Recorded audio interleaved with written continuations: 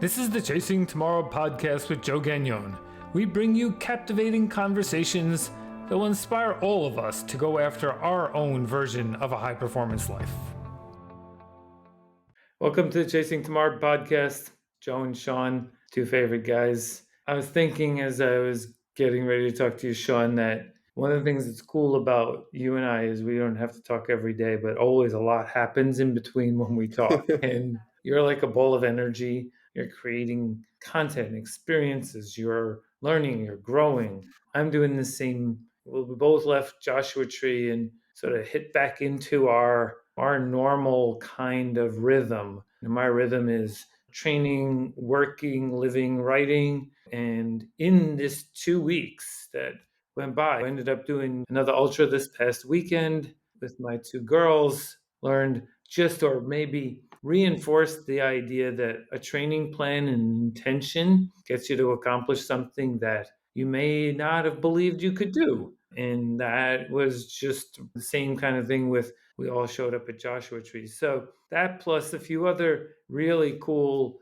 places that I ended up. I was in Beverly Hills, I was in Arizona, I was back in Boston, I was in Colorado, and I don't know, man, it just feels like just everything is full of energy right now. The energy system is high. And when that's happening, we need to seize on that moment. So, anyway, long opening. How are you? How's my buddy doing? I'm good. I'm good. And it's funny you say that, Joe. Emma woke up at 3 a.m. today and said, I think I feel the energy of the full moon or something. Ah, And she always talks about the moon and things like that as far as guiding our energy. But I just agree the energy's high. And I almost think it's one of those things where it's like, I do think going with the flow of life's important. And hmm. when it's high, like I looked at Emma, what some people think this is a great thing or maybe sounds like I'm bragging. I think if anything, it could be a negative thing, but there's 365 days a year. I go to bed within a 30-minute period and wake up within a 30-minute period, 340 of them. And I think that's great. I get a good night's sleep. I'm up at the crack of dawn every morning. But like I looked at her yesterday and I think I'm going to work on this business plan just until I'm so tired I can't lift my head. She's like, why? I was like, I don't have morning meetings. If I sleep in, it's okay. And I feel like working on it right now. Why not? And there's just like some beauty to like if the energy's high, roll with it. I really think that's huge. It's like, and I kind of feel it too, Joe. I really do. I wonder, do you think it's tied to the big effort that we had around Joshua Tree? Do you think that raises your vibration and brings things into your awareness, or do you think that is part of something else that's coincidental? No, I think that inertia is what we're creating, that the object in motion stays in motion. There is no question about that. That when we take it off the track, it takes a lot of energy to get it going again. And so, yeah, there might be some downtimes, but I like to live in this hyper ready state. I like to sort of feel the energy from the activity. Sean, I heard this stat this morning out on my run when I was listening to the podcast that was somewhat remarkable that our red blood cells right there are always dying and being created, but Yeah. our muscles similarly. And the scientist said that over a 90-day period, you're going to recycle all of the muscle in your body. So let's stop on that for a second. But in 90, so you won't look any different if you stay active because as the cells die, you're creating new ones. And so, but what it said is that like we are in a state of transition. And the way to stay at the best physical, mental, sort of emotional state is through action, not inaction. And so, yeah, I do believe that the action that we created to get ready for Joshua Tree, energy from the community, from the mindset, from the physical, from all of that, we're now on inertia and we have to keep that going. That's why when I did a 50K this weekend, there was no nervousness. It was oh, yeah, show up at the start line and here we go. We're ready. And so that is years in the making at one level, but it's also seizing on the moment and realizing that this momentum is created Yeah. by the decisions that you make and the way that you live. Then we can seize that. It is amazing. I'm just thinking about that 2 weeks in a row you did an ultra. That right there is 100 miles. So I started doing the math. Like I know you ran outside of that. You got a lot of volume in. Good work. Yeah. And we all start from whatever, zero, and we don't imagine it's possible. except if we step into it. And then the power of possibility turns into the magic of your life because you're, oh, wow, can't believe I did that. The first time I decided to run a marathon, and some number of years later, I said, oh, I should do marathons in a year, one a month. And I can remember that 12th one. I thought it was falling apart. I was, oh my God, this is so much. And then one day I go 6 marathons in a row. And then I did 8 marathons in 3 days. And now I'm doing an ultra marathon every other weekend. Wait, And wait, wait. 8 marathons in 3 days? Tell me well, about that one. that's when I did the 200 miles. That's what it turns out to Oh, be. oh, that's it? But That's what I was 200 so miles over the days. That I never really had done the math on it because you always say I did a 200 miler, but it's literally just back to back marathon after marathon. So, but this all creates this possibility. It's this discipline. It's this sticking to the lifestyle.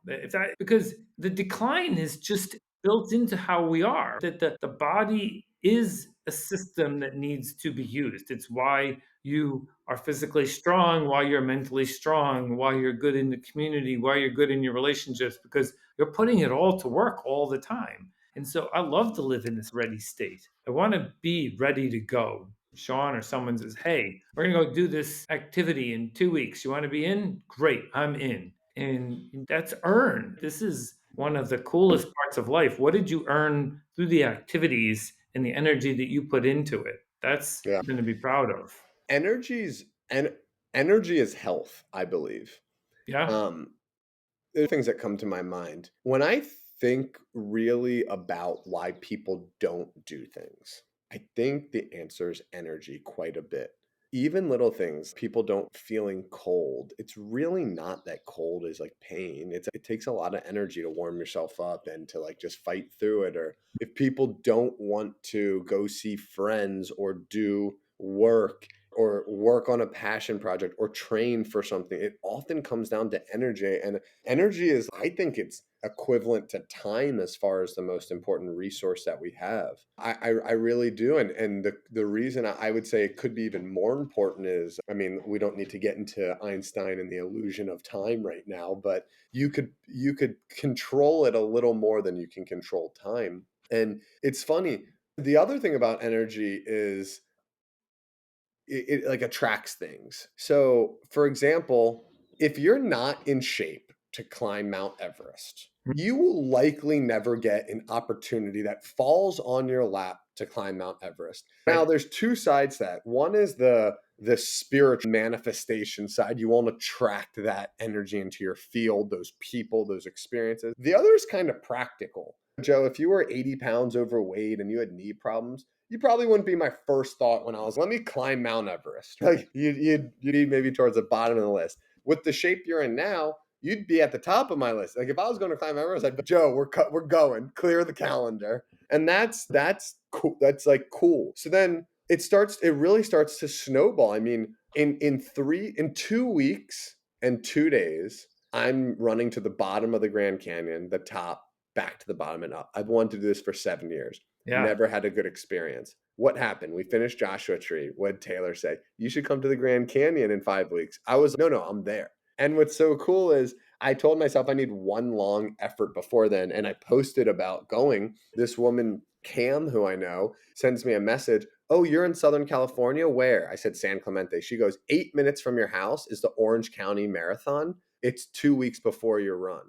That's my long run. Perfect. So now I'm going to run a marathon. You already know the story, Joe. There's going to be 100 people there. There's going to be 20,000 people there. We're going to get lunch after. We're going to meet someone that's going to work with me or tell me about another run or is going to become friends with Emma. Like it starts to really connect. And I think the component that I just want to share with people that I've had the chance to experience is there's like the woo woo side of it which I do believe in, that you're going to attract the energy that you should. But then there's like the practical, like if someone's thinking about me as an endurance runner and then some fun endurance event comes up or mountain to climb, they'll probably reach out to me versus somebody else. Yeah, yeah. Set yourself up for opportunity that you wouldn't get otherwise. This idea of latent energy. It's energy, it's like a battery. The battery that's fully charged is just waiting to be used. It has latent energy, and you have to just Hmm. turn the system on and it produces. And I think that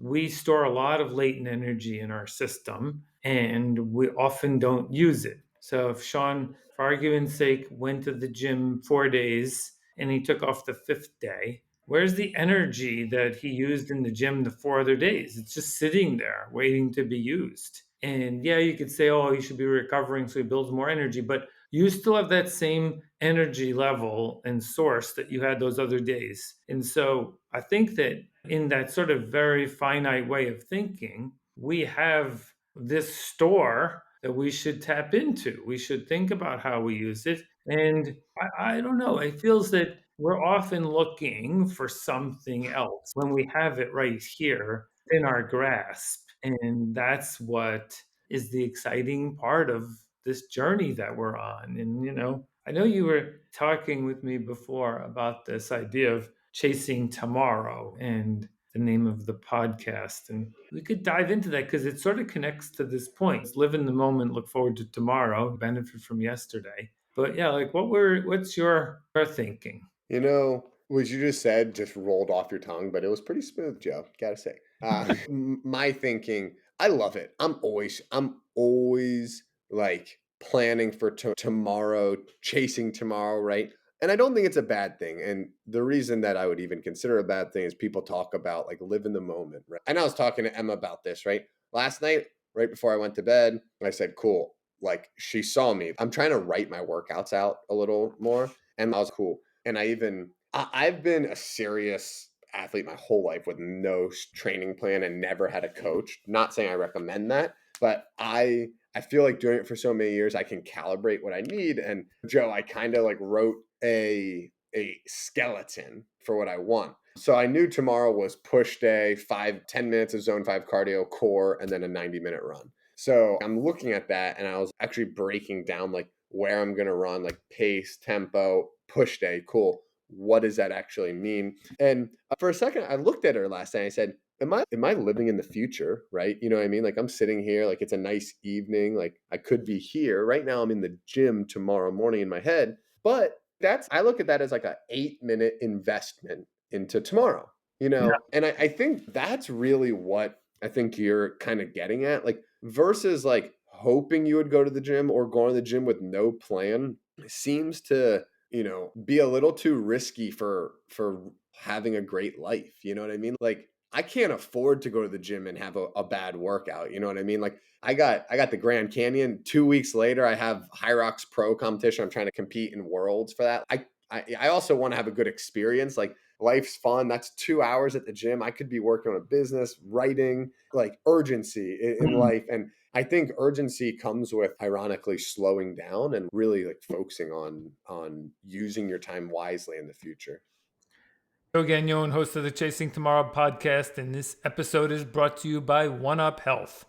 OneUp Health is a modern cloud data and interoperability platform that makes it easy to acquire, store, and share data between payers, providers, and patients. I hope you enjoy the episode.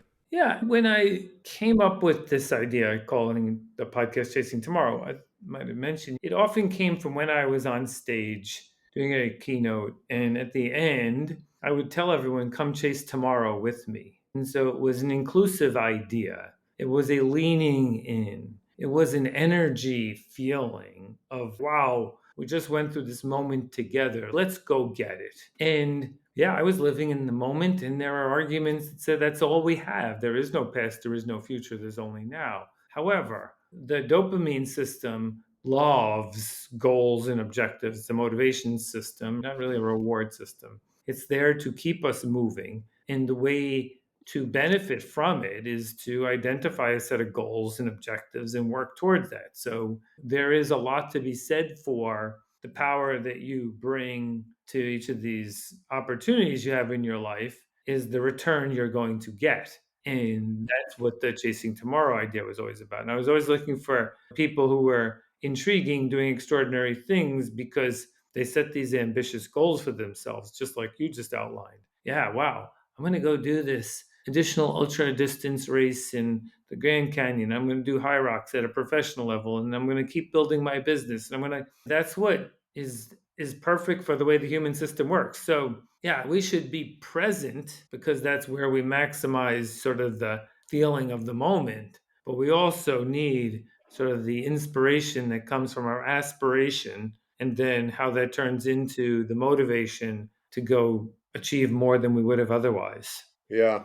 I love the way you break things down very well. And I'm just thinking about like being in the presence, like that's what it's all about. I don't think anyone's saying that. And I guess it's almost if you're going to be, to my example, like writing your workout out, like be in the present of that. You know what I mean? Don't be writing it out thinking I could be on the couch with Right. watching TV or doing something else. Like it's even if what you're doing is kind of in the future. And just going back to like when you kind of describe chasing tomorrow and like what that's all about, Joe, I think that most people err on the other side of not planning enough. Yeah, you can definitely over plan and stuff like that. Or we're not even really talking about planning over goal set and things like that. But I think most people on the other side of Yeah. not setting goals, like you have a job, awesome. You should have a very strict and clear personal financial roadmap, like Yep. super clear. Otherwise, you shouldn't spend 40, 60 hours a week working to make money because what are you doing with it? You know, a strict budget. That's right. You want to be in shape or go to the gym? Awesome. You should have a very, very clear plan on how you're going to spend that money or spend that money. Yeah, how you're going to spend that time and energy, what you're going to do, like what you're trying to build up. And I've went back and forth on this for a while where there are levels to it, right?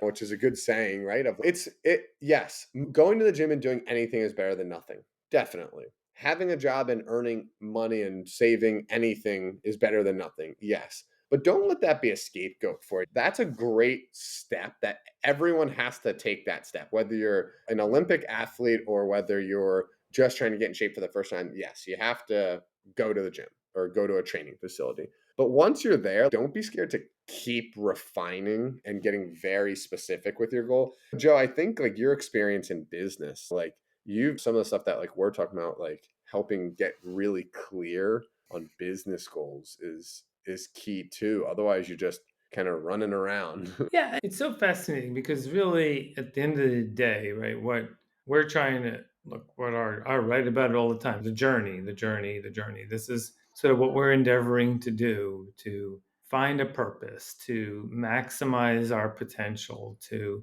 get to peak performance, to be a great role model in our community, to be really a valuable member of our family, to contribute back to society. These are all sort of, they're established by the human condition. They are what's necessary. It is how we work and this is how we live. And so to me, it is really, I think, our responsibility to do something with that. You can't have seeds for the farm and leave them in a box and not plant them in the field. We can't not seize this opportunity, for growth comes from all of that. And the mystery is the cool part. So yeah, I don't exactly know what's going to happen all the time, but I will develop sort of new pillars, new foundation levels that is going to let me see something I wouldn't have seen before, to be in places I wouldn't have been invited or included in. It's like your races that you're getting to do, that you showed up and then all of a sudden opportunity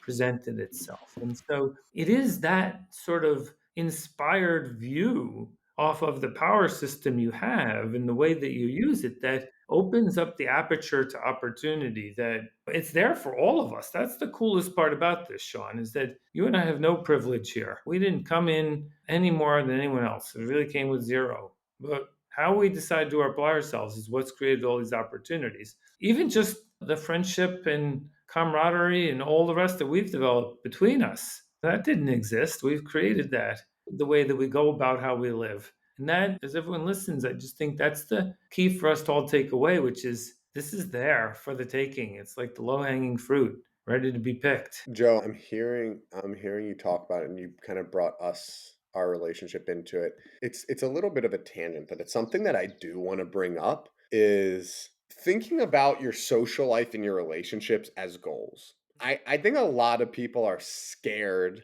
to have goals around that type of stuff. You know, three very close people to me, one kind of looking for more friends that have better energy, one more looking for like a partner, and one more looking for close friends, all came to me over this last summer actually, and were saying, "Hey, like it seems you have a good network of relationships. Like, what are you doing?" And I'm like investing into them. So like Joe, I have a 30-minute block on my calendar on Friday mornings where I reach out to 10 people that I haven't talked to in a while. Sometimes I text, sometimes I send a voice note, sometimes I send a video, sometimes I call. I'm talking college roommates, someone I did a random business deal with, someone I bumped into in the gym, or a good friend that I just, shit, I haven't talked to him in a while. And Joe, sometimes when I'm busier, I will send a video that says, I've done this before. The response is amazing. I'll send a video that says, if you're getting this video, I am thinking of you today. Like, I'm out here trying to have a great day. Like, want you to have a great day, thinking about you. And I'm not using names because I send one video to 25 people. But even that, like, I got 3 people that said, I really need this the last time I did that. And sometimes, even like Emma this at the new year had me writing some handwritten notes just to some people. And do it whatever is easiest and best for you. But something to consider is everything in life is negotiable. It's up for you to change and affect. If it's your friends, your family, your fitness, your finances, like who else can affect all that besides you? And I think that's something that a lot of people, I hope maybe if you needed to kind of hear that thought, could think about it differently, because a lot of people, oh, these are my friends. That's like what we're doing with Full Circle. We're trying to change. Yeah. I ended up in a couple of events recently that I was invited to that were really exclusive and with some really intriguing people. And I was thinking a little bit about me being there. And my conclusion was this idea that it was a very low probability that I would be there, but a very high likelihood that I would end up there. And so the playoff of this is that the probability is what we think is the chance of something happening. It's math. The likelihood is the intention and the activity that you put into life that turns into opportunity. So you're trying to play the first one, which is, oh, I was the son of the ambassador, and so I get these opportunities, a high probability, or I started with a lot of money in my bank account. So yeah, it's probably high probability you might get somewhere with that. But the high likelihood is the one that you influence. Don't worry about the probability, worry about the likelihood. And so, yeah, I should have been at these events because I earned my way in, but it wasn't something that you would have ever said, oh my gosh, that's a guarantee you're going to end up there. Earn your way, improve the likelihood, seize the opportunity. When you show up big, like you deserve to be there, and had some fun with it. So that was a very interesting recent experience. I like what you said when you said show up big. You mentioned that when we were in Joshua Tree. You said to me, hey, when you walk in, like you have to have all the confidence in the world. And I think that's part of confidence. Doesn't have to be cockiness, or confidence is just like that you belong there. And then what happens? Like you will belong there. Right. It's an awesome Yeah, I feel think to be a part of. it's the only way, man. You don't when you're given the opportunity, don't ask twice. When you're there, you're it. And I think it's a fun. This one of it. It was 100 people. I didn't know a single one. They were all wildly successful people. And after a day and a half, they were all wanting me on LinkedIn, business connections, opportunities, coaching things. I was just wow. Hey, baby, Well, there's a book out there called The Secrets of the Millionaire Mindset. I'm gonna reread it tonight. It's 180 pages, and you can fly through it. I love this book. And this guy T. Harv Eker, listening to him on a podcast is contagious. If your energy is low, go to T. Harv Eker, and he's been on only like 4 podcasts ever. He doesn't do a lot. They're all good. I've listened to them all. And he talks to me about how he's extremely wealthy. He has a house on the beach in Malibu and in Southern California. He has a house in the mountains in Colorado, right? And he goes, when I get to meet my neighbors, which sometimes takes a while because not everyone's traveling, you have huge houses with gates and everything. People go, oh, what do you do? He goes, oh, I'm an author. And you go, oh, what type of books do you write? And he goes, like self-help books on building wealth. They say, oh, where can I buy it? And he says every time he goes, what do you need it for? Like you have a $12 million house on the beach of Maui. And he says, you know what they say? They go, "If I could learn one thing from it, it'll be worth my time." People that, like, are successful, and I'm not saying money means success, but it definitely can be, because it's a lot of us have a financial goal, so then it can be success. They're not scared to act, they're not scared to learn, they're not scared to put themselves in position. I met the CEO of this major company that I wanna partner with. He could buy my company 100 times over. He said on our call, actually, he goes, "I'll think about if I wanna, like, partner with you guys on it, or just put $500,000 into it and just start this channel myself." And I was, "Cool, you can do that. No way I'm stopping you." But ultimately, Joe, what was cool was when I reached out to him over email, I said, "Hey, do you have time to meet?" He goes, "I see your cell phone number below. I'm gonna call you right now." I was looking at my email. That was 2 seconds after my phone rang, 14-minute phone call. We got down to business, and he goes, "Cool, I'll talk about this." And then, like, he got back to me the next day. And it's not that I'm so important. It couldn't be further from the top of his priority list. It just, he's an executor. He gets it done, and I love that about successful people. Action is the way. I think we're gonna have to pick up that topic the next time because I do think that as you and I get the chance to talk some more, I find that we both sort of motivate and inspire each other. We can just continue this dialogue, and I look forward to hearing about how Grand Canyon goes. I'm switching my training up now to focus on a 200-mile bike ride on June 1st, so I got 6 weeks to get ready for this epic bike ride across Kansas. So that's my shift. I'll keep my running going because I got a 100-miler in July. But it's this interesting crossover. Otherwise, I'd be there with you in the Grand Canyon. But I got to get some long miles in on the bike. Sean, big hug, man. You're the best. I love hanging out with you. And thanks for continuing to chase tomorrow with me. You too, Joe. Thank you.